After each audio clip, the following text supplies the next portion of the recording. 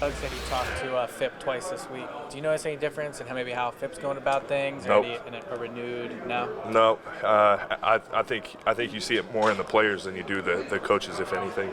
The fact that and that's why we're here, is because the team is unbelievable. We all hold each other accountable. We all want to see each other succeed, and we know that we can't do it without each other. So we're definitely there pushing each other, making sure that we're doing things right. And I think that's where the coaches are at.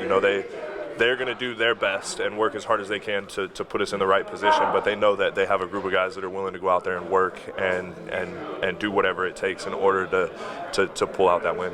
Thanks so much. Yeah. Bryan, there's such a thin margin between winning and losing. Do you think back to that punt tip that you had, that block where you had, and just how it just went off the very tips of your fingers, but yet allowed that key end of the first half drive to take place for the offense? Yeah, I mean, even looking at the punt, the previous punt, where the ball bounces off of me, they recover it down in the low red zone.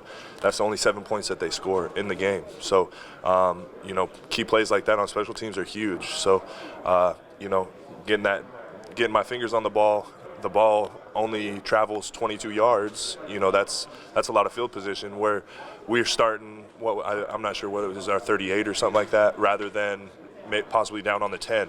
That's a difference in 20 yards, and statistically the percentages go way up from the 20 to the 40, from the 50 beyond, whether or not you're statistically capable of scoring 3 points or 6.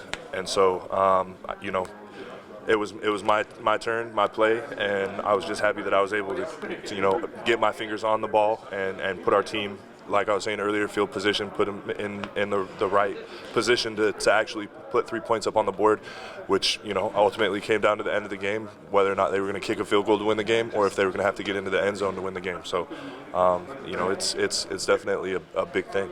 Doug said earlier this week that he spoke with Doug Phip twice since the game on Saturday. Have you noticed any point of emphasis in terms of special teams? Doing what we do.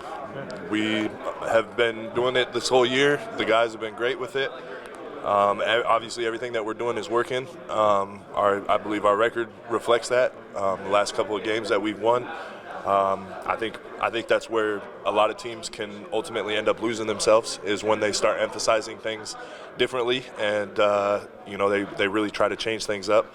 I don't see that at all coming from coaches or players.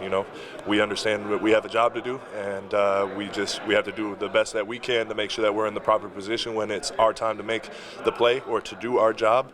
And I think that's probably the best way to allow everybody on the team to succeed, as well as the entire team itself. Bryan, as someone who joined the team late in the season, what's it like being one game away from the Super Bowl? It's unbelievable. As a player, you fight for it for your entire career, and then in my case, I'm sitting at home watching the season go by, and week 13, week 14, I get a phone call and they ask me to come in and help out. All I can do is really just thank them for the opportunity and do everything I can to make sure that I do my part. Speaking of the Case, you played with Case Keenum in Houston. Yeah. What are your thoughts on seeing his transformation to going from someone who bounced around to a couple of teams to having the Vikings on the precipice of a Super Bowl? Yeah, it's awesome. I love Case. He's a great guy.